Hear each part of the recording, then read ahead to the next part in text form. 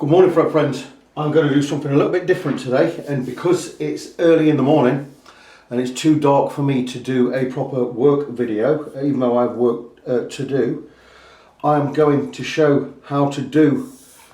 I'm going to make a how-to video, and what it is, you see here I do have a guitar neck. It's actually my own 2008 Fender Stratocaster neck, and I've just refretted it using gold. Jesco Gold fret wire, or Jesco Evo Gold fret wire. It's a guitar I upgraded to all gold hardware, new pickups, new scratch plate, everything. And once I got all the gold hardware, and I thought it's going to look really good with gold fret wire. So I put the gold fret wire in, and I've edged and beveled the edges, but I haven't leveled them yet. So what I'm going to do is I'm going to show you how to prepare for fret leveling. And we're going to need certain things to get these frets level. And one way you could do it would be to use a radius block, or a radius beam like this, which I got from Guitars and Woods in Portugal. It's got a 9.5 inch radius, which perfectly fits the radius of a modern Stratocaster. And to level the frets, what we do is we'd stick some sandpaper on this radius surface, or the arc surface, and we'd sand them level. Another way we could do it, we could use a flat beam. This is a 16 inch steel piece of steel box section, 2 inch by 1 inch, and what we do is, in this case, like this one, I've had this edge and this edge ground and milled perfectly flat. And what we'll do is we'll do the same. We'll stick some sandpaper on that side and some sandpaper on this side, different grits. I'd maybe use a 240 grit to remove main material and a 400 grit to smooth it off, and that's what I'm going to do. And what I'm going to do is I'm going to show how we set up the radius beam, or the leveling beam, and I'm going to be using both. And I may also use, I've just come up with it, well, I haven't come up with a new idea. I saw someone doing this on YouTube. They were leveling their frets with a whetstone, and a whetstone is a piece of sharpening stone. It's a sharpening tool, and if I can get it out, which I can, and I'm going to show you how it works. And it has two different grits. And this one is 1000 grit, which is fine, and that's a 400 grit, which is coarse. And you could also use this for the same thing. Now, this is something I'm experimenting with. I don't think it's something I'm going to use all of the time. So I'm going to concentrate today just on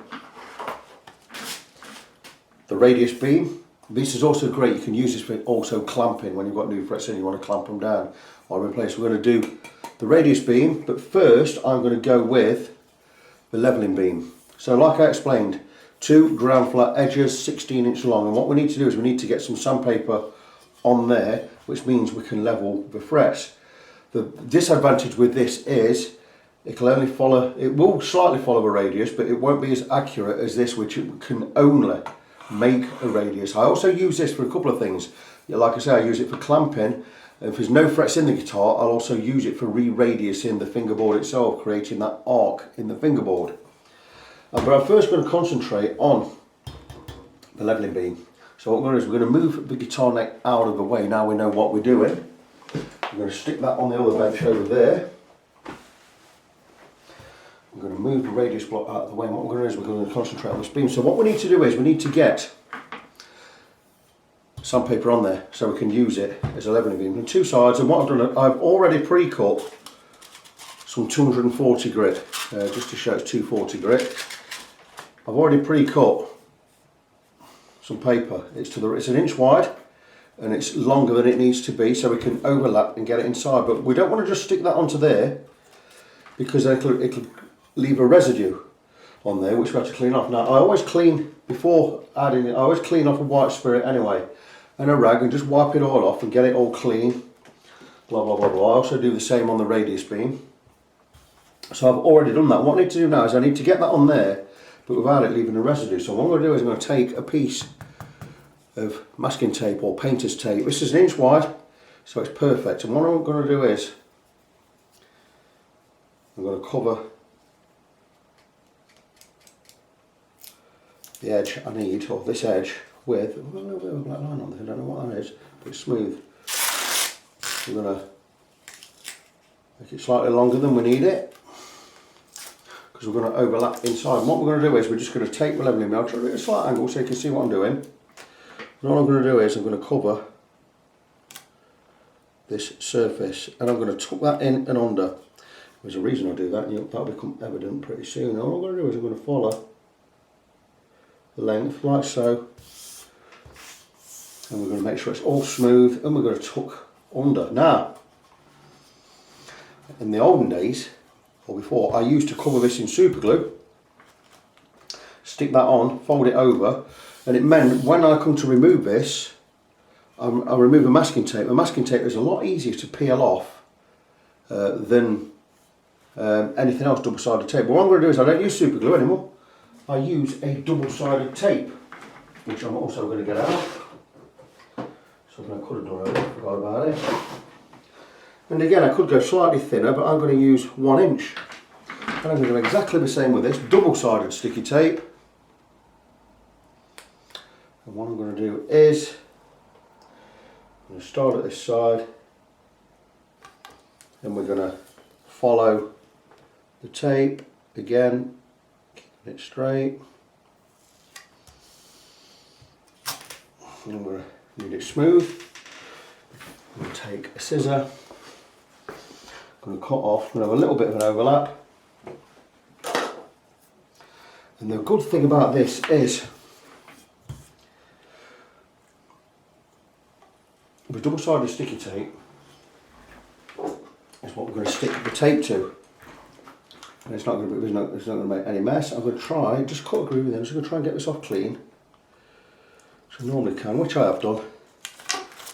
That's come off clean. And that's come off clean. And there you go, we now have a double-sided sticky tape to stick sandpaper to. Again, trying to keep it straight as possible. And there you go. Fold it over, press down, and we now have a levelling beam. Sandpaper is level, it's stuck on, and when we come to peel this off, we'll just pull it round here, and we're going to pull off a masking tape. The masking tape is a lot easier to remove than double-sided sticky tape.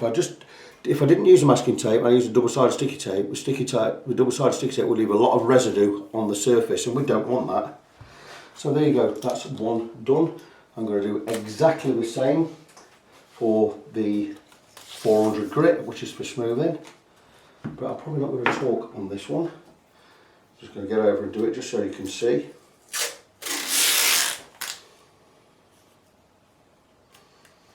Blah blah blah blah blah, blah blah blah.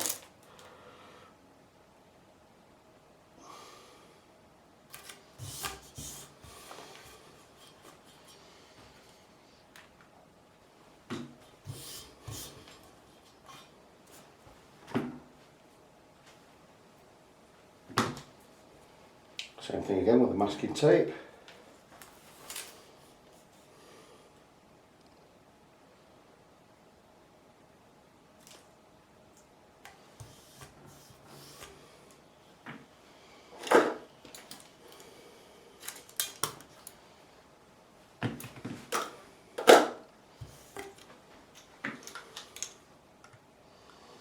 Just scoring a line across there just so I can peel back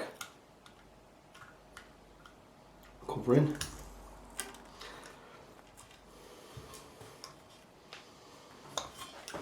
And if you do get a little bubble like I've got just there, just flatten it down. Still workable.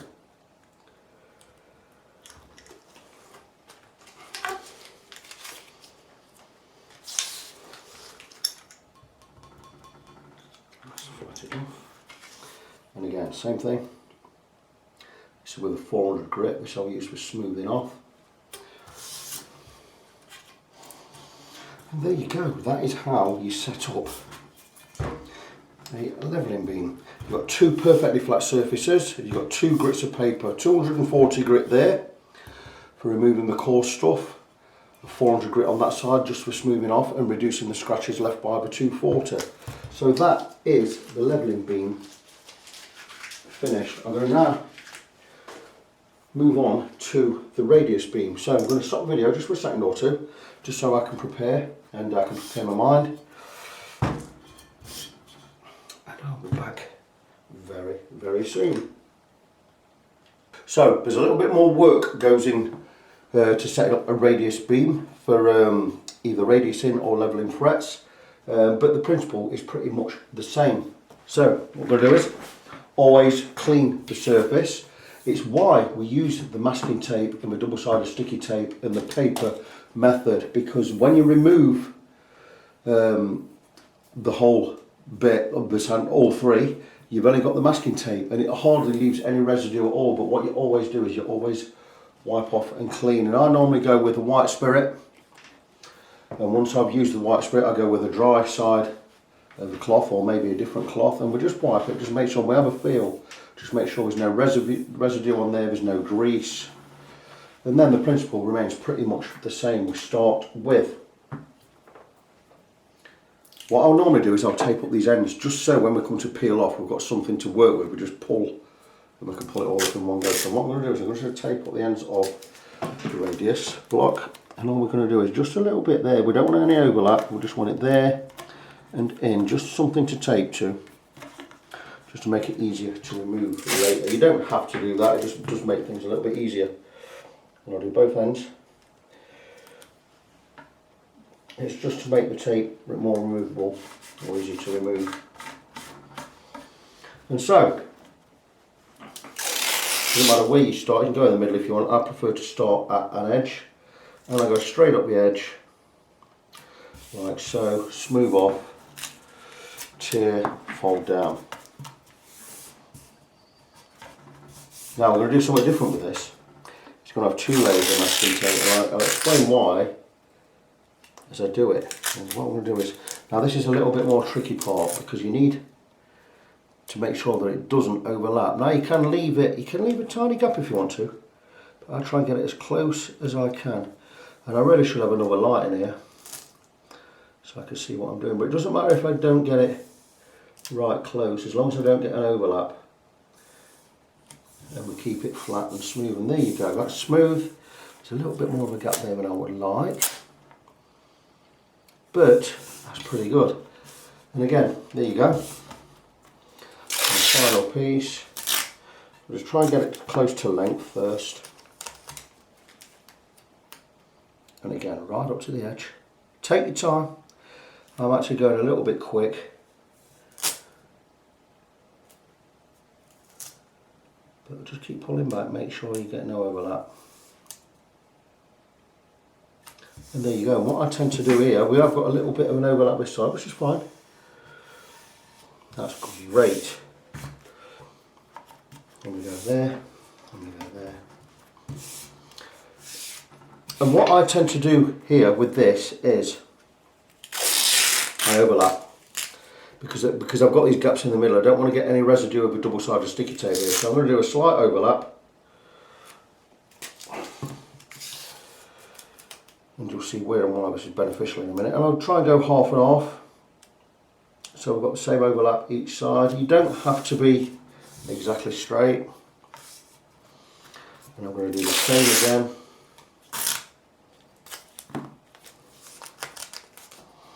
And this way, now we cannot get any residue of the double-sided tape on the beam itself.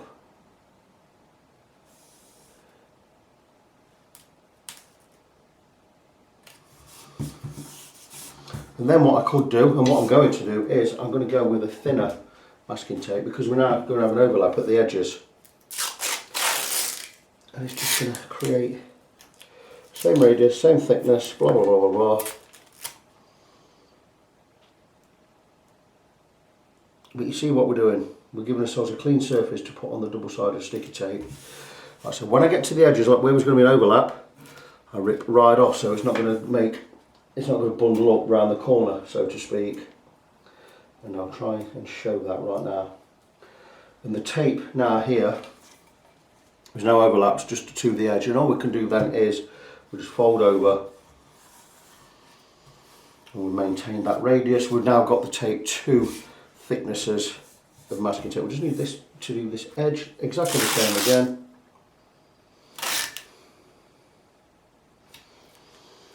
Rip to the line, rip to the line. I make sure I have no overlap, so I'll start to do that again. We'll just come up. And there you go. And again, down with the thumb. We've now maintained the perfect radius. We have 2 layers of masking tape.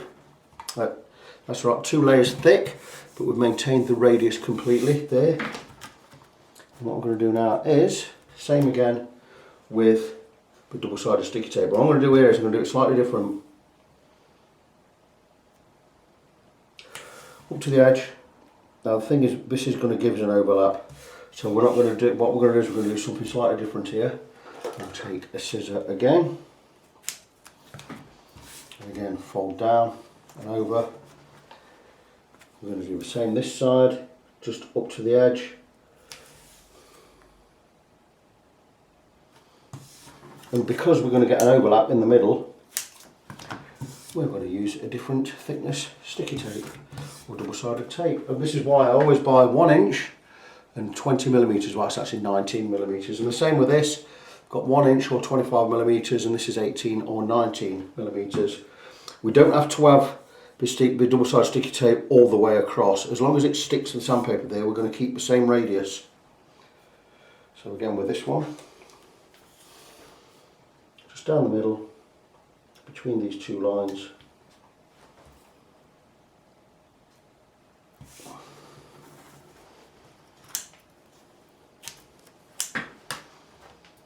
And there you go.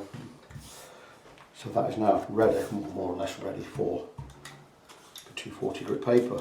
The 240 grit paper is longer than I need it to be. I will cut that just a little bit shorter, and it's certainly wider than I need it to be.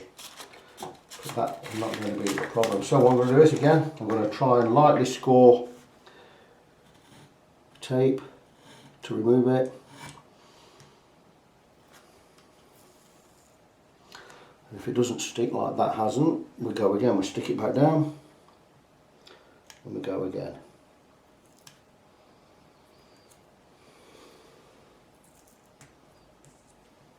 Just to be temperamental, we've decided it's not sticking to the paper, so let's try again. Just come at them.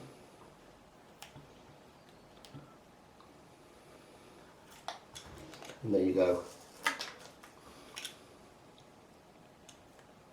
Sticky tape has stayed. But not on this side. Fantastic. We'll make another score line, and we'll just try and get the top. There you go, the sticky tape has stayed this time.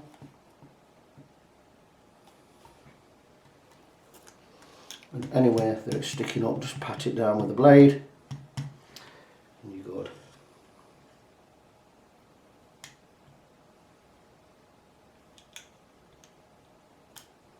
It can be a bit tricky to get just the cover off, as you can see. But we will get there eventually.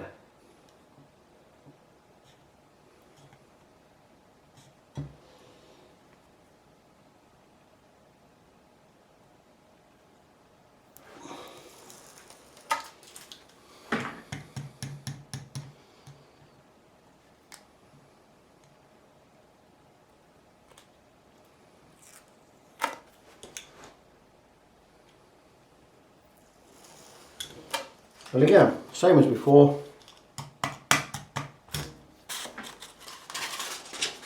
guess I was going to cut a little bit for length, didn't I? A little.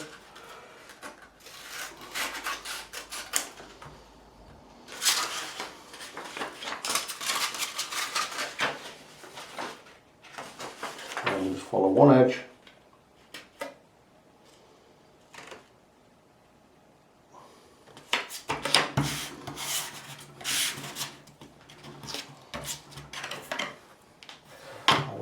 In this case, you normally take something like a old tea towel or anything padded. I do have an old tea towel here, plenty of these in the workshop.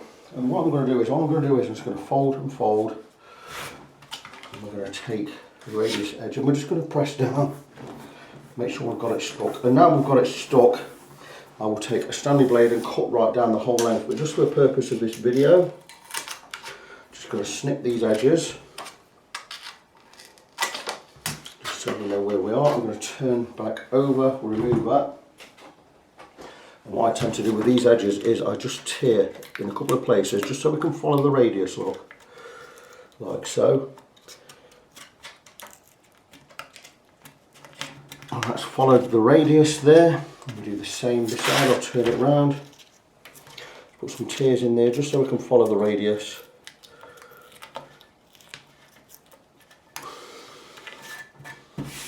If you bear with me just for a second, I'm going to nip off over to the other bench. Take a Stanley blade and I'm going to cut down the edge using the radius beam itself as the guide. And there we go. That will give me another piece there for the levelling beam later on. And I now have the radius beam all ready to either radius a fingerboard or to level the frets on a guitar that has just been refretted. That is how I set up my radius beam and my levelling beam. I hope you found that useful. I'm Victor Christian, I'm your fret friend. My webpage, my Facebook page is at facebook.com/ng17. That's facebook.com/NGONESEVEN. You can check out what I do, what I charge for doing it. All my videos are on there, all the information's on there, and price list is on there. I hope you've enjoyed this video, so until next time, boys and girls, be good to each other, and I will see you soon.